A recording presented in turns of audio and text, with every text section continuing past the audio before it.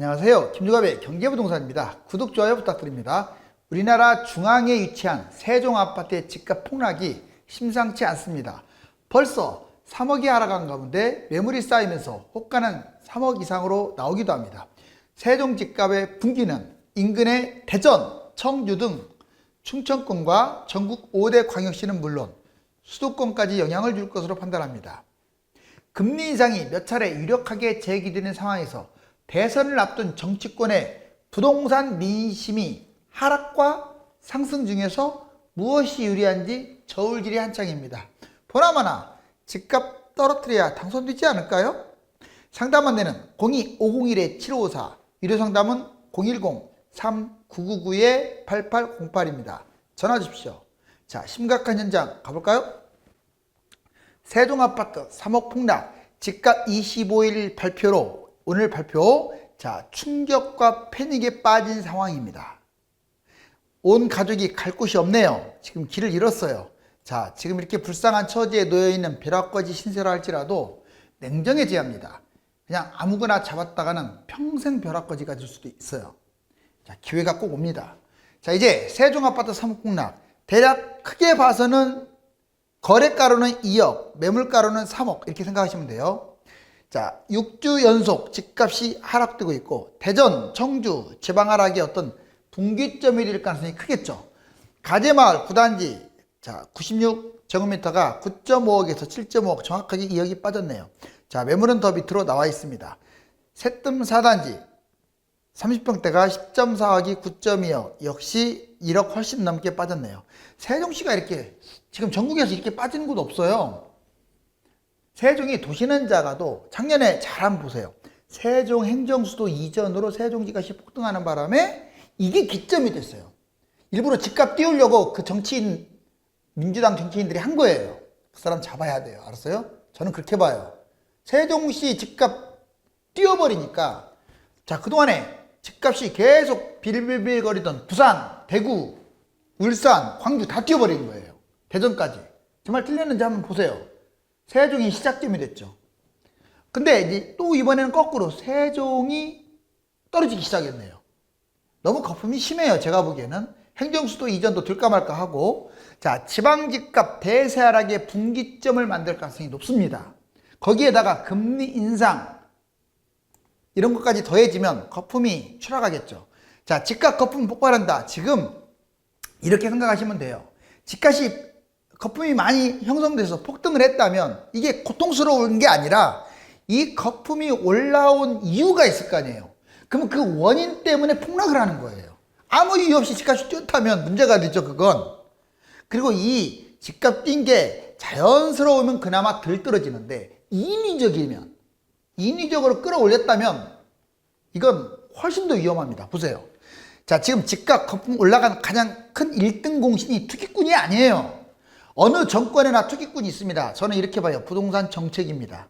뭐 무능하던 일부러 뛰었던 저는 정책이라고 봐요. 여러분들 그렇게 생각 안 하세요? 자, 왜 지금 집값 왜 뜁니까? 제대로 된 대책을 못 세우니까 집값 뛰는 거예요. 제가 여름에 계속 폭등할 거라고 6차례 폭등할 거라고 겨울부터 얘기했는데 가만히 있잖아요. 뻔히 폭등하는 줄 알면서.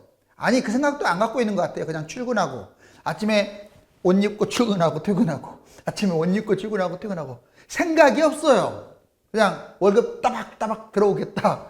집값 폭등하든지 말든지 내 집도 뛰는데 바로 이게 정치인들의 습성 같아요. 어찌됐거나 부동산 정책 때문에 많이 뛴 게 제가 이건 손을 걸고 장담할 수가 있어요. 정책 때문에 집값 뛴 거 맞아요. 두 번째, 임대주택 사업. 이것도 정책에서 내건 거잖아요. 왜 이걸 활성화시켰습니까? 임대주택 사업을. 세 번째, 다주택자들을 지금 방치하고 있어요. 다주택자들이 물건을 토해내게끔 하는 게 중요해요. 자꾸 분양 공급만 할 게 아니라 괜히 M1 그린벨트 파헤쳐가지고 자꾸 분양만 할 게 아니라 지금 갖고 있는 사람들이 너무 집을 많이 갖고 있단 말이에요. 그걸 토해내게끔 하는 게 정부의 역할이에요. 그런데 세금을 더 거두려고 하는 건지 뭔지 아무튼 자, 이 다주택자들 어떻게 하면 토해낼까요? 바로 보유세를 세게 때리면 토해낸단 말이에요. 양도세 쓸데없이 양도세 세게 때리니까 매물잠김이죠. 자, 이번에 갭 투자도 하락 상태예요. 전세 끼고 투자하는 것을 막아야 하는데, 물론 법으로는 못 막습니다. 자, 국민의 자유가 있으니까. 근데 우리나라만 가지고 있는 전세제도, 이걸 악용해서 차익을 거두는 거라서 80%, 90% 시세 차익을 아예 그냥 세금으로 때려버리는 것은 이건 불법이 아니에요. 왜? 그걸로 투기를 했기 때문에. 갭투자 지금 놔두니까 화랑. 자, 여기 이 네 가지가 현 정권이 잘못한 거예요. 다른 나라도 뛰니까 뭐 우리나라만 갖고 그러냐? 다른 나라는요, 이제 뛰기 시작했어요. 한 1, 2년. 뭐 중국 빼놓고는. 우리나라는 지금 8년째 뛰고 있어요. 그 비교 그렇게 하면 안 되죠. 아무리 저거지만. 자, 여기 보세요. 이제 여러분들이 알고 있는 유동성, 돈이 넘쳐납니다. 돈 가치가 형편없어요. 물론 이 시점에서는 이게 돈 가치 형편없다고 생각하면 안 돼요. 실물 경제가 더 뛰었기 때문에 주식이나 부동산보다 돈의 가치가 더 있는 거예요, 이제는. 자, 저금리가 계속 지속되니까 한국은행 이제 와가지고 금리, 타이밍도 놓치고. 아무튼 이 두 가지 때문에 뛴 것도 맞아요. 결국, 자, 여기서 하고자 하는 것은 이런 요인들이 많았기 때문에 거꾸로 생각해 보세요. 이제 이게 바뀌고, 임대차 사업 이제 말소되고, 다주택 이제 문제 생기겠죠, 나중에. 갭투자 누가 하겠습니까? 그리고 유동성 이제 끝났죠? 자, 저금리 이제 바뀌었죠? 이게 지금 반대로 가는 상황이라면 집값 폭락하겠죠. 단계별 금리 인상, 집값 대세하락의 신호탄입니다. 먼저 9월달 금리 인상. 지금 9월, 10월 유력합니다. 아니, 어쩌면 더 빨리 나올지도 몰라요. 왜? 계속 한국은행에서 집값 거품과 연끌을 걱정하는 이유가 있어요. 이게 금리 인상을 따다다다 하기 위한 어떤 사전 작업이라고 보시면 돼요. 1년간 대충 4차례, 올해는 한 2차례, 내년에 한 2차례. 자, 1%에서 2% 예상. 1% 집값 올릴 때마다 집값이 1% 하락한다라는 예가 나오죠. 여기서 1%는 그냥 1%가 아니에요. 체감으로 10% 하락을 의미하는 거예요. 자, 그 다음에 금융 불안이 핵심입니다. 가계부채 지금 너무 세계적으로 압도적으로 많아요. GDP 대비 100.6이 뭡니까? 자산시장 버블. 이건 자산시장, 부동산, 주식, 거품, 가상화폐까지 거품이 너무 심한 거야. 장기적 저금리. 저금리 탈피해야겠죠. 바로 이런 것들 때문에 금융 불안이 생겨서 이거 없앤다는 거죠. 자, 금융 취약성이 아주 최고조입니다. 금융지수, 이거 취약성 지수가 58.9로 예전에 외환위기, 경제위기 때하고 맞먹고 종합부채는 500조에 육박이에요. 자, 부채 취약 비상 2030 젊은 층의 부채가 심각합니다.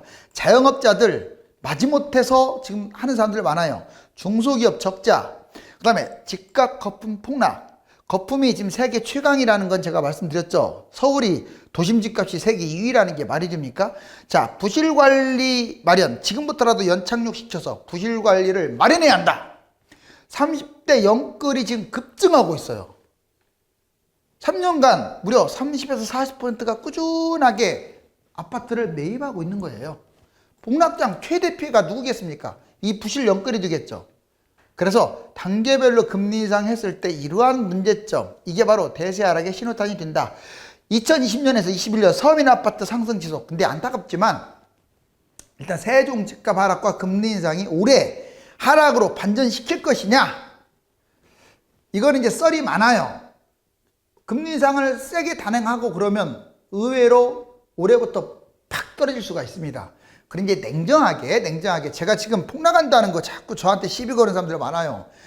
뭐 지금 어디 오르는데요, 여기 뭐 오르는데요. 오죽하면 댓글 다는 분들이 그러잖아요. 좀 끝까지 내용 보시라고. 제가 언제 지금 당장 폭락한다고 했습니까? 지금 세종은 폭락하는 거 맞네요. 그런데 올해 뛰면 뭐 하겠어요. 이제 8년째 뛰고 이제 마지막 찌꺼기 뛰는 건데 지금은 올라가는 건 맞아요. 왜? 대책이 없잖아요. 대책이. 자, 아무튼 잘 들으세요. 지금 사실상 서민 집값이 2020년, 21년, 2년 동안 올라가는 바람에 최근 1년 뛴 것 때문에 망해버린 거예요. 과거에 문재인 정부가 14, 15, 16, 17, 18, 19년도까지 집값 뛰었어도 큰 타격을 안 받았어요. 그런데 2020년부터 서민 아파트가 폭등해버린 게 전국 단위로 수도권 외곽으로 폭등해버린 게 서민들을 쫄딱 망하게 만든 거예요. 무주택자들을. 저도 그 전에 수도권 외곽, 뭐 인천, 지방, 뭐 싼 것들, 저평가, 뭐 내 집 맨날 매수하라고 했던 이유가 그거였어요. 문재인 정부는 집값 안 잡는다 알았기 때문에. 그런데도 뭐 그거 보지도 않고 그냥 무조건 폭락장만 기다리다가 지금은 좀 애매해요. 잘 들으세요. 앞으로 1년간 또 뛸 곳들은 이거예요. 중저가 서민 아파트 80% 이미 폭등을 했지만 또 뛸 겁니다. 여기 2020년, 21년. 자, 그 다음에 서울 외곽이 지금 뛰고 있잖아요. 경기 대부분하고 지방 대부분이 올라갈 것이다. 그 다음에 비아파트가 상승하고 있어요. 웃기는 게 빌라, 오피스텔, 단독 다가구. 단독 다가구는 그나마 통건물이냐 괜찮은데 빌라, 오피스텔, 재개발도 아닌 빌라, 오피스텔 잡지 마세요. 알았어요? 지금 뛴다고 해서 잡는다고 해서 뭐 합니까? 뛴다고 안 팔리는 거예요. 1년 뛰면 뭐예요? 자, 좀 이따 얘기해 줄게요. 뛴다고 해서 좋은 게 아닌 게. 자, 1억 미만 지금 중소도시들 많죠? 비규제 지역, 미분양 매입은 안 돼요. 이거 지금 미분양은 진짜 안 좋은 것들이에요. 어찌됐거나 근데 1억 미만 아파트는 좀 잡을 만도 해요. 지방의 중소도시들 말씀드리는 거예요. 떨어져봐도 지금 얼마나 떨어져요. 실거주인데. 이런 거 걱정하지 마세요. 이런 건 잡아도 된다고요.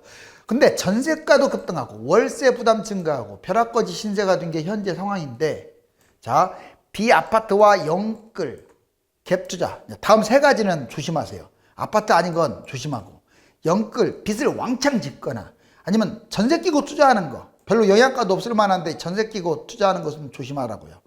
근데 아무튼 올해 계속 뛴다 그러면 얘들이 뛴다고. 얘들이 뛴다고 해서 그럼 잡아야 하느냐? 잡아야 할 게 있고 잡지 말아야 할 게 있습니다. 볼까요? 자, 무주택 매입 신중하라고 벌써 써놨습니다. 비과세 먼저 따지자고요. 그리고 폭락 위험성이 있다는 거, 아파트가 아닌 거, 이 세 가지로 나눠보자고요. 자, 비과세. 지금 매입을 하면 2년 내내 뛴다면 내가 잡으라고 하겠어요. 근데 실거주 비과세 어렵다라고 보여져요. 내년 대선이 3월인데 뛰어봤자 1년 뛸 것 같아요. 문재인 정부에서 계속 올라가 봤자. 물론 내년 뭐 된다고 해서 무조건 폭락한다는 보장은 없지만 상식적으로 지금은 현 정권이 있는 한은 집값이 올라간다고 보고, 그 다음에 2년간 뛴다는 보장이 없어요. 비과세가 어려우면 어떤 문제가 있느냐, 여기 보세요. 1년 만에 팔면 70% 세금을 내야 돼. 또 취득세나 복비까지 하면 80%. 1억 벌면 8천만 원이 세금이라고 해요. 2년 이내에 팔면 60%, 이것저것 따져서 70%. 1억 벌어도 7천만 원이 세금이에요. 2년 이내에 팔면. 자, 그 다음에 거주 안 하면 40%, 이것저것 하면 50%. 1억 벌어도 5천만 원이 세금이야. 2년 이상 보유를 해도. 이런데 뭐 사고 말고 해요. 더군다나 1억 뛴다는 보장도 없는데. 근데 폭락하면 쫄딱 망하는 거죠. 그 대신에. 자, 고가 아파트 위험합니다. 왜냐하면 취득세, 자, 여기서 중개소 비용, 대출 이자, 이 세 가지를 꼭 판단해 보세요. 그러면 지금 뛴다고 해서 무조건 잡는다는 건 아니에요. 선별해야 돼요. 그것도. 잡아야 할 것, 말아야 할 것. 자, 폭락 향후 5년간 상승폭보다 하락폭이 훨씬 크다는 건 알죠. 왜? 이미 8년째 뛰었고 이제 올라가는 거 얼마나 올라가겠어요? 떨어지는 폭이 훨씬 크겠죠. 바닥 출발이 아니라 이미 100% 뛴 상태에서 출발이기 때문에 잡는 사람이 안 좋다. 점수가 낮아도 청약을 계속 넣으세요. 언젠가는 기회가 또 와요. 미분양까지는 아니라도 분양권. 자, 폭락장 급매, 즉 분양 우선, 분양권 미분양 우선에 폭락장 급매를 잡을 그날이 옵니다. 그 다음에 비아파트의 경우, 자, 잘 들으세요. 자본금이 아무리 적고 갭 투자 3천만 원, 2천만 원 갖고 투자할 수 있어도 아파트가 아닌 빌라, 오피스텔, 도시형 생활주택 이딴 것은 보지도 마세요. 하지 마세요. 자, 토지, 빌라, 오피스텔 수익형 나홀로 매입 금지하라고 아예 써놨잖아요. 지금 유튜브에서 막 매입하라고, 왜 매입하라고 하는지 아세요? 그거 하나 팔아먹으면 1,000만 원도 벌고 2천만 원도 벌고 3천만 원도 벌어요. 저도 막 선전하면 좋죠. 3천만 원씩 버니까. 하지 마세요. 자, 무리 없는 실거주, 중저가, 저평가, 대단지, 자, 이런 거 아파트에만 집중을 하시라고요. 이제 30대 영끌 비중 최고라는 거, 거품 확장 등 2020년부터 급등. 이거 보세요. 이게 보니까 2010년 12월 기준으로 지금도 마찬가지인데 38.7% 30대예요. 그 다음에 40대는 26, 확 차이가 나죠. 원래 40대가 훨씬 더 매입을 많이 해야 정상인 거예요. 이 순서로 해야 정상인 거예요. 40, 50, 30으로 가야 하는데 어떻게 된 게 30대가 계속 1등이야. 영끌한다는 거예요, 영끌. 50대, 60대에 비해서 압도적이죠. 그리고 여기 보면 2016년, 자, 2021년 현재를 비교하겠습니다. 강남 3구, 마용성, 노도강, 뭐 그 위에 서울이 있는데, 뭐 어디가 됐든지 간에, 자, 여기를 잘라볼게요. 2020년 전까지는 별로 그렇게 30대가 특별히 많이 매수한 게 아니에요. 여기 보세요. 하필이면 이렇게 많이 올라간 시점인 2020년, 21년 현재 1년 동안 영끌이 이렇게 늘어난 거예요. 벌써 그래프가 확 올라가고 있잖아요, 이렇게. 어느 지역이 됐든지 강남도 비싼데도 영끌이 늘어나고 있어요. 어떻게 된 게. 그래서 앞으로 폭락장이 오면 영끌 매입한 사람들 진짜 신경 써야 합니다. 갭 투자 막 20억짜리 한 사람들, 15억짜리 한 사람들. 자, 이제 집값 대폭락 후에 수십 년간 회복이 안 될 수가 있습니다. 자, 한국 민간 부채 증가 속도가 금융위기 직전 미국보다도 빠르다라고 말하고 있죠. 자, 여기 보세요. 지금 대략 2002년이 여기입니다. 여기 2002년 기준으로 쭉 어떻습니까? 엄청나죠, 속도가. 이게 가계부채예요. 그 다음에 기업부채는 막 등락이 있는데 이게 기업부채예요. 둘 다 빨라요. 근데 기업은 그나마 가계보다는 건전성이 높아요. 그래서 GDP 대비 115, 120까지 돼도 103 정도 되는 가계부채보다는 덜 위험해요. 어찌됐거나 둘 다 위험한데 가계부채가 심각하다. 자, 여기 예전에 1875년부터 2020년까지 이거 집값 그래프를 각 나라별로 나타낸 건데, 지금 유럽에, 자, 미국, 영국, 프랑스, 독일, 일본 이런 나라들은 이렇게 서로 앞서거니 뒤서거니 하면서 여기 이렇게 좀 비슷하네요. 그죠? 근데 우리나라는 통계 자료가 약 80년대부터 나와서 이거 하늘색이 우리나라 거예요. 여기 하늘색이라고 써 있잖아요, 한국. 자, 지금 제일 압도적으로 높은 거예요. GDP 대비 비율 엄청나게 지금 집값 거품이 심하다는 것을 그냥 한눈에 알 수 있는 자료. 자, 가계빚은 폭증하고 자산버블, 금융리스크, 외환위기 수준에 육박했다. 기업 보세요. 15, 17, 19, 20년 올라갈수록 이거 영업부진, 갈수록 영업부진 커지고 있네요. 영업손실, 기업도 영업손실이 파란색 커지고 있죠. 지금 최악이에요. 여신 기준 좀 낮아지더니 또 이렇게 커지고 있죠. 이렇게 정말 금융리스크, 외환위기 수준. 지금 외환위기하고 미국발 경제위기를 자꾸 비교하고 있잖아요. 지금 뉴스에서 심각하게. 한국은행 아파트 고평가 됐다. 호주, 캐나다, 프랑스, 독일, 일본, 영국, 미국, 이탈리아, 스페인, 벨기에, 네덜란드가 쭉 있어요. 110 밑으로 이렇게 걸쳐 있는데, 자, 우리나라 2020년 4, 4분기 기준으로 한국 여기에요. 이거 진짜 압도적이네, 압도적. 1위네요, 1위. 오히려 일본하고 호주는 집값이 떨어졌네요. 자, 이제 소비자 심리지수. 지갑이 열리고 있다. 6개월 연속 상승. 진짜 그러네요. 1월달 95.4밖에 안 됐던 게 6월 110.3. 뭐든지 100을 기준으로 100 이상이면 이제 긴축 정책을 써야 하고, 그 다음에 100 이하면 좀 완화 정책을 써야 하는데, 그전에는 지금 완화 정책을 썼는데 100이 넘었는데도 긴축 정책을 하고 있잖아요. 그래서 금리 인상을 한다는 거예요. 이게 바로 소비 심리 지수 CCSI만이 아니라 향후 경기 전망도 87에서 쭉 떨어졌다가 109까지 올라왔고, 주택 가격 전망도 127, 물가 수준 전망도 147, 100을 압도하고 있죠. 그러니 금리 인상하는 거예요. 여름 불장 재현, 잘 들으세요. 여름은 또 불장이 재현될 가능성은 있어요. 자, 왜? 수도권 9년 만에 지금 상승률 최고입니다. 문재인 정부뿐만 아니라 9년, 지금 8년째 상승하고 있다고 했는데 어떻게 된 게 최고로 지금 많이 뛰고 있어요. 무엇 때문에 그러냐면 경기도가 지금 폭등하고 있어서 그래요. 서울은 원래부터 뛰었고, 경기도, 인천이. 여기 보세요. 자, 수도권 보세요. 여기 수도권 0.35. 경기도 빼면요 거의 훨씬 높아, 이것도. 자, 서울 빼면은. 그 다음에 전국 보세요. 전국이 0.27, 서울 동남권 0.16, 서울은 0.12. 상당히 높죠. 갈수록 지금 좀씩 올라가고 있죠. 이렇게 보면 좀씩 올라가고 있는데 거래량은 적은데 지금 호가 중심으로 계속 뛰고 있습니다. 자, 세종아파트 3억 폭락.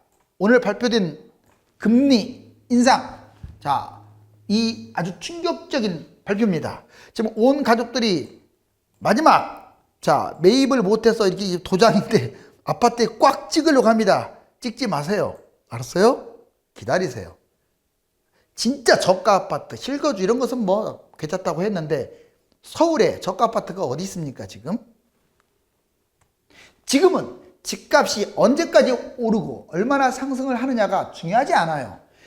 거품 가격이 얼마나 크며 폭락장이 얼마나 크게 빠지는지, 그리고 상승장에 현재 거품 가격을 회복이나 할 수 있는지가 더 중요합니다. 감사합니다.